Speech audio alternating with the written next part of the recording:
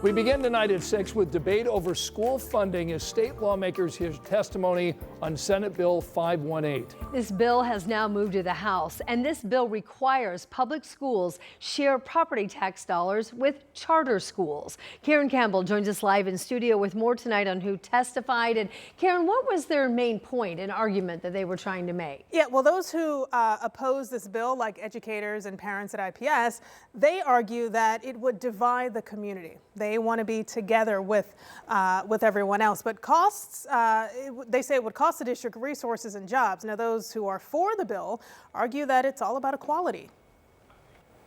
In February, Senate Bill 518 passed with a vote of 28 to 21.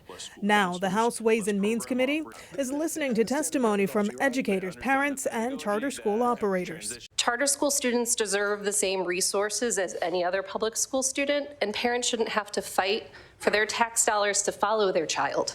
The bill calls for public school systems to share property tax dollars with charter schools. Some parents are pushing for the bill. We are not against public schools. They are who made us, right?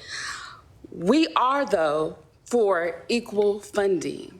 We are for dollars following students. But one mom of a charter school student says her child's school has the resources it needs. Kids get to learn piano there at this school.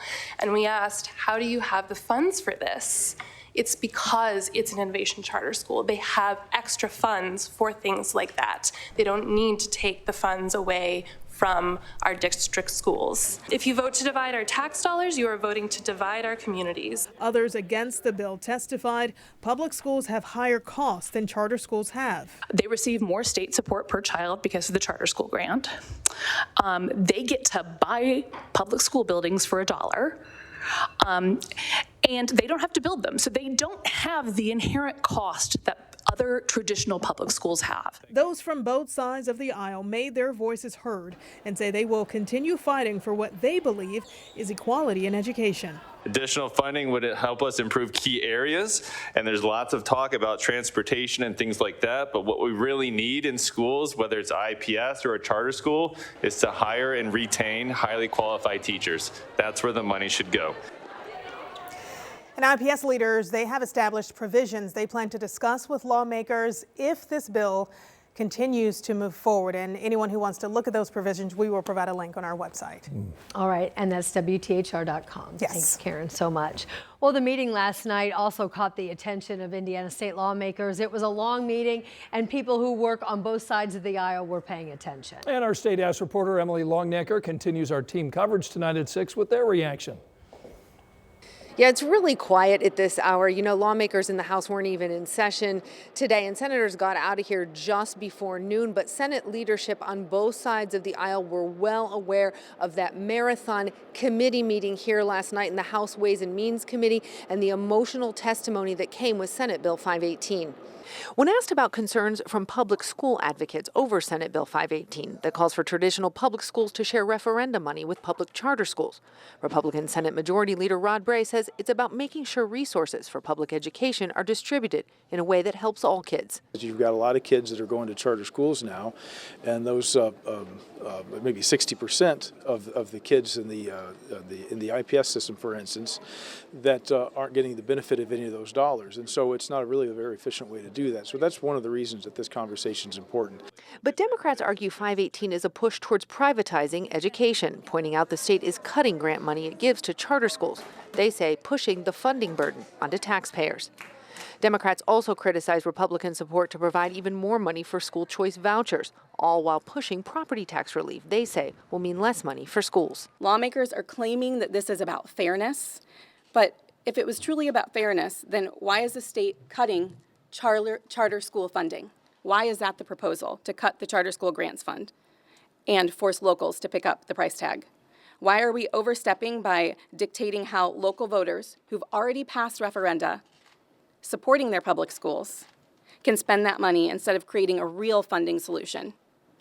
And why is the state offloading costs onto the locals, at the same time claiming to offer property tax relief Those two things cannot be true at the same time. So two very different views on this bill, on this issue of sharing the funding between public schools and charter schools. We also saw very different opinions, passionate opinions on this same issue last night in that testimony at the Indiana State House. Emily Longnecker, 13 News.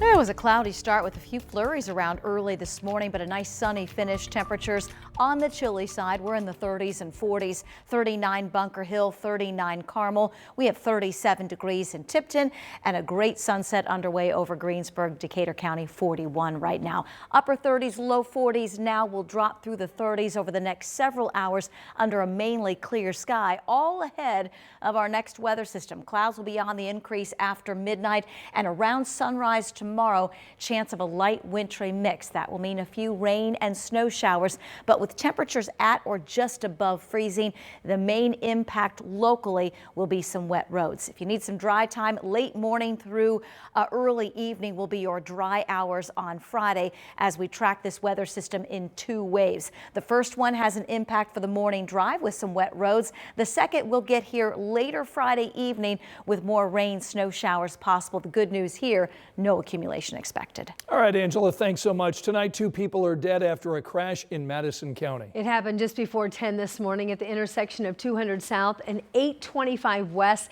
That's near LaPel. Police say in this incident, a Nissan pulled out in front of a Jeep Wrangler that was traveling along 200 South, causing the two then to collide into one another. The 2 people who died were both 49 years old and riding in the Nissan. 2 other people were taken to the hospital with serious injuries. We're told the driver of the Jeep Wrangler was not injured. We are now learning disturbing details about an investigation in Beech Grove tonight. That's where police say a man left his 2 dogs out in the cold. Those dogs froze and starved to death. Alex Almanza joins us tonight with neighborhood reaction and the push for accountability.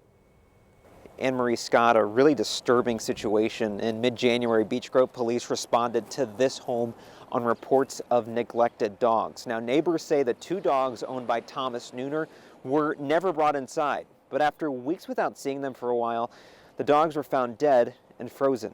According to police, it was neighbors who sounded the alarm. One of their children discovered the dogs lying dead, frozen, and covered in snow. Officers recall a bowl of water and a heater which didn't appear to be plugged in. They also noted trauma on one of the dogs, suggesting the other may have chewed or eaten it. Neighbors were shocked and saddened by the discovery, believing a simple plea for help could have saved the animals. Take care of them. You know, and if you just don't have that situation, you don't have an inside warm situation to get them into, give them up or ask for help, something. A lab report determined the cause of death for those dogs was malnutrition. Meanwhile, Nooner is facing 1 count of neglect of an animal. A warrant is currently out for his arrest. In Beech Grove, Alex Almanza, 13 News.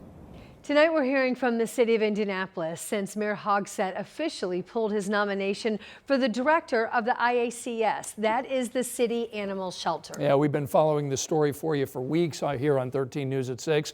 The mayor originally selected Kelly Diamond to lead this agency. However, that announcement received plenty of pushback, especially from shelter volunteers. At a meeting earlier this week, the Indianapolis City County Council pulled the proposal that would have made Diamond the new Animal Care Services Director. A city spokesperson released a statement saying Diamond will remain the temporary director of the Indianapolis Animal Care Services until a new appointment is made.